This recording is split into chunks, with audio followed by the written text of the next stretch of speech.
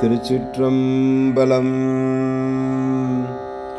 திருவாசகத்தில் இசை தமிழ் மொழியின் வேதமென சைவர்களால் போற்றப் பெறுகின்ற 12 திருமுறைகளும் இறைவனின் பெருமைகளையும் மக்கள் உயர்வடையும் வழிகளையும் தெளிவாக விளக்குகின்றது. 12 திருமுறைகளில் மாணிக்கவாசகர் அருளிச் செய்த திருவாசகமும் திருச்சிற்றம்பல கோவையாரும் 8ஆம் திருமுறையாக தொகுக்கப்பட்டுள்ளன. திருவாசகத்தின் பெருமையை சொல்லிலே விளக்க முடியாது.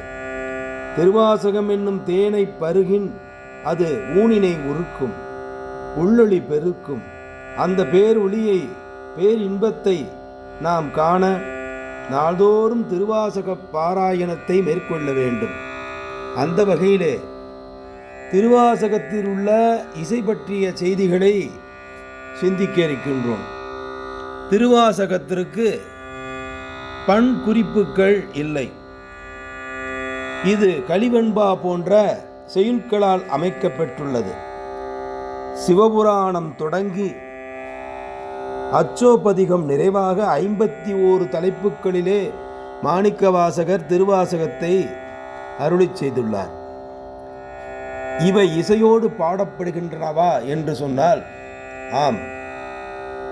இந்த இசைக்கு பண் இல்லை, பண் குறிப்புகளும் இல்லை. இப்படித்தான் பாட வேண்டும் என்ற நெறிமுறையும் இல்லை. சைவ ஆதீனங்கள், குறிப்பாக திருவாவடுதுறை ஆதீன குறிப்பிலே இந்த திருவாசகம் முழுவதும் முல்லைப்பண்ணிலே இசைக்கப்படுகின்றது. ஆனால் பிற்காலத்திலே இசைக்கலைஞர்கள் பல்வேறு பண்களிலே ராகங்களிலே இதை இசைத்து வருகின்றனர். ஏனெனில்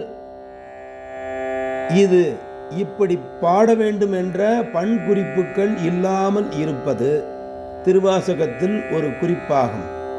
எனவே சிவபுராணத்தை கூட நமச்சிவாய வாழ்க, நாதன் தாழ்வாழ்க,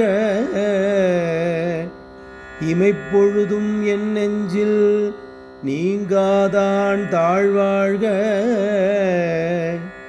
என்று புறநீர்மை பண்ணிலும் தொடங்குவர். வேறு சிலர் நமச்சிவாய வாழ்க, நாதன் தாழ்வாழ்க,